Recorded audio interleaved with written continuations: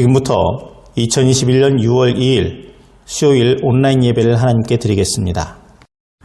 다 함께 사도신경으로 신앙 고백드립니다. 나는 전능하신 아버지 하나님 천지의 창조주를 믿습니다. 나는 그의 유일하신 아들 우리 주 예수 그리스도를 믿습니다. 그는 성령으로 잉태되어 동정녀 마리아에게서 나시고 본디오 빌라도에게 고난을 받아 십자가에 못 박혀 죽으시고 장사된 지 사흘 만에 죽은 자 가운데서 다시 살아나셨으며 하늘에 오르시어 전능하신 아버지 하나님 우편에 앉아 계시다가 거기로부터 살아있는 자와 죽은 자를 심판하러 오십니다. 나는 성령을 믿으며 거룩한 공교회와 성도의 교제와 죄를 용서받는 것과 몸의 부활과 영생을 믿습니다. 아멘. 다 함께 찬송가 289장 찬양합니다.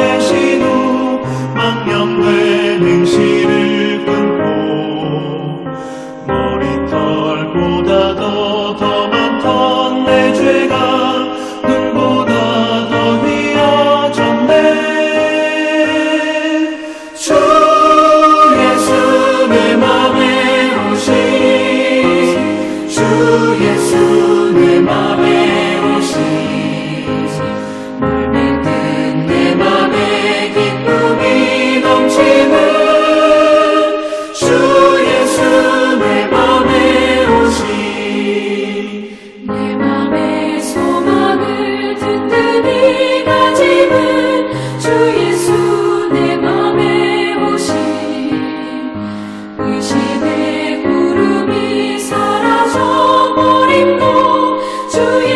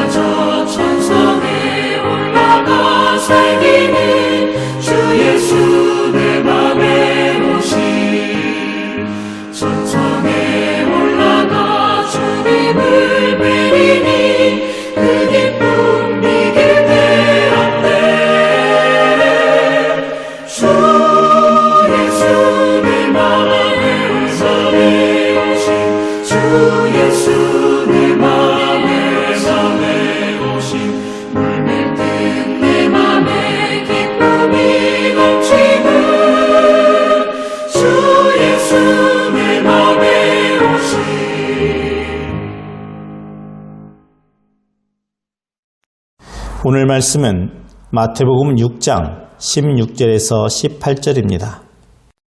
함께 봉독합니다. 금식할 때에 너희는 외식하는 자들과 같이 슬픈 기색을 보이지 말라. 그들은 금식하는 것을 사람에게 보이려고 얼굴을 흉하게 하느니라. 내가 진실로 너희에게 이르노니 그들은 자기 상을 이미 받았느니라. 너는 금식할 때 머리에 기름을 바르고 얼굴을 씻으라. 이는 금식하는 자로 사람에게 보이지 않고 오직 은밀한 중에 계신 네 아버지께 보이게 하려 함이라. 은밀한 중에 보시는 네 아버지께서 갚으시리라. 아멘. 할렐루야.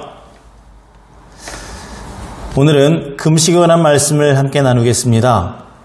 유대인들의 경건생활 중에 대표적인 것이 바로 구제, 기도, 금식이라고 말씀을 드렸죠. 오늘은 세 번째인 이 금식, 특별히 유대인들 중에 이 바리새인이나 사두개인 같은 남에게 드러내고자 하는 금식을 했던 사람들에 관한 예수님의 지적인 말씀을 나눠보고자 합니다. 본래 이 금식에 관한 말씀은 구약 레위기 16장 29절에서 30절에 있습니다. 너희는 영원히 이 규례를 지킬지니라. 일곱째 달, 곧 그 달 10일에 너희는 스스로 괴롭게 하고 아무 일도 하지 말되 본토인이든 너희 중에 거류하는 거류민이든지 그리하라. 이날에 너희를 위하여 속죄하여 너희를 정결하게 하리니 너희의 모든 죄에서 너희가 여호와 앞에 정결하리라 라고 했습니다. 이 말씀 중에 스스로 괴롭게 하라 하는 이 말씀이 바로 금식을 가리킵니다. 당시 금식은 이스라엘의 신앙을 정립하기 위해 자기의 죄를 회개하고 자기를 부인하는 의식이었어요.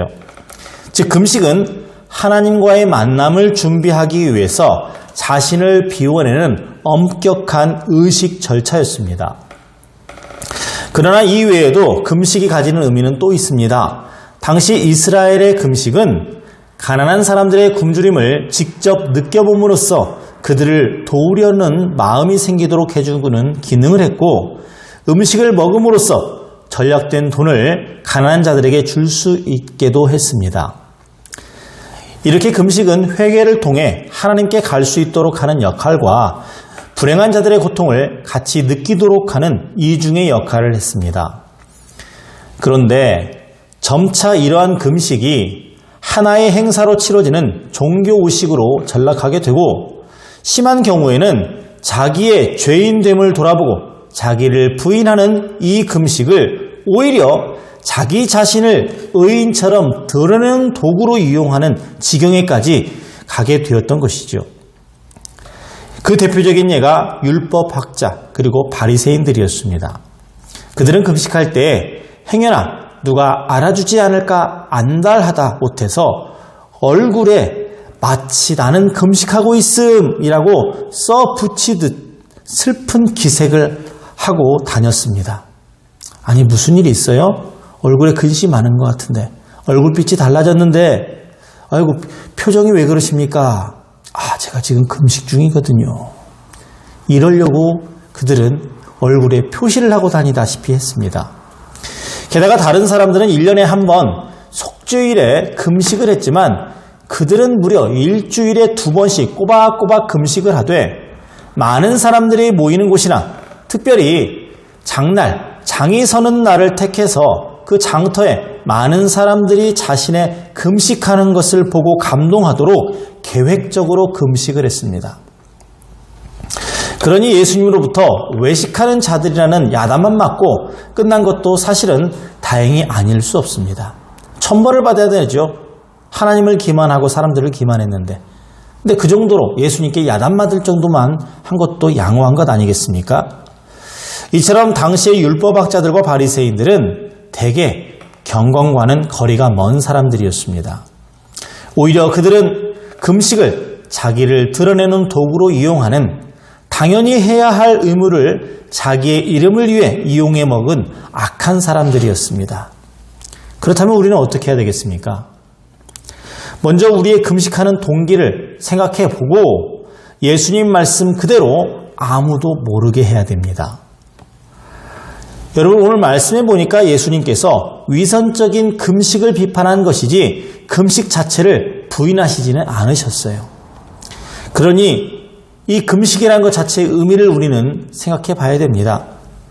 언제부터인지 금식은 우리 신앙생활에서 사라져가고 있습니다.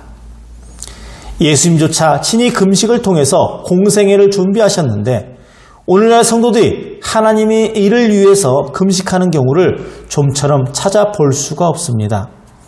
잘해야 부활절 전에 있는 고난주간 정도, 심지어는 자기 다이어트를 위해서 금식하는 것을 마치 신앙적 금식인 것 마냥 그렇게 포장하는 경우까지 있습니다. 여러분들의 당면한 문제를 해결하기 위해서 여러분 한 마음을 가지고 금식하며 기도하세요. 정말 중요한 문제라면 이건 하나님께서 도와주지 아니하시면 안 됩니다 하는 그러한 문제가 있거든 금식하면서 기도하세요. 또한 한 걸음 더 나아가서 여러분의 금식을 이웃에게 소문내지 마시기를 바랍니다.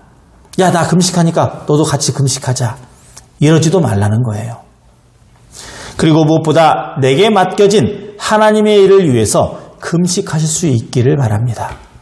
멋지지 않습니까? 하나님의 일을 감당하기 위해서 자신이 금식으로 기도하며 준비한다는 것 자체가 정말 기독교인으로서 비장하고 충성되어 보이지 않습니까?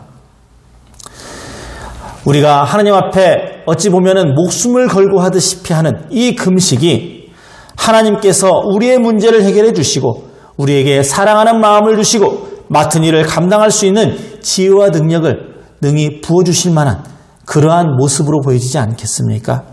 그러니 구하는 자에게 주시겠다 하는 하나님의 그 약속의 말씀을 믿고 여러분 올바른 금식으로 하나님과 교통하며 하나님의 능력을 얻는 소중한 신앙인 되시기를 주님의 이름으로 축원합니다. 기도합니다.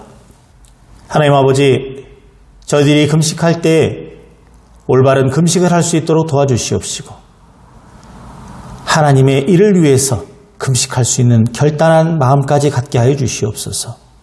그리고 저희들이 금식 기도할 때 하늘의 은총을 내려주셔서 우리의 문제가 해결이 되고 나아가 하나님께 영광을 돌릴 수 있는 귀한 기회가 되게 하여 주시옵소서. 예수님의 이름으로 기도합니다. 아멘. 주님께서 가르쳐 주신 기도로 예배를 마칩니다. 하늘에 계신 우리 아버지, 아버지의 이름을 거룩하게 하시며 아버지의 나라가 오게 하시며 아버지의 뜻이 하늘에서와 같이 땅에서도 이루어지게 하소서.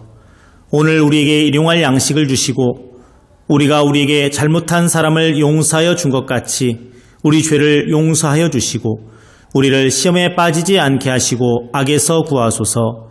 나라와 권능과 영광이 영원히 아버지의 것입니다. 아멘.